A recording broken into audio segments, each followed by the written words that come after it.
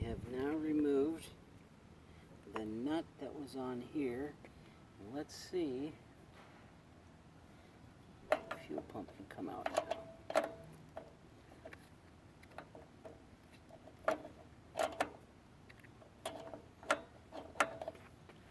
Nope, it doesn't.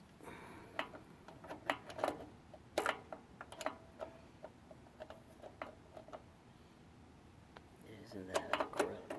Oh, look at that. Wow. So that's what it takes.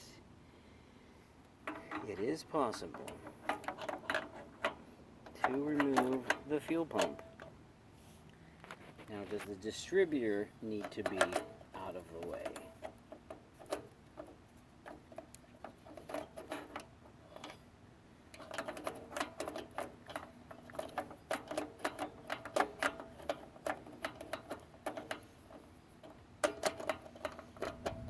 Let's go get the distributor and find out.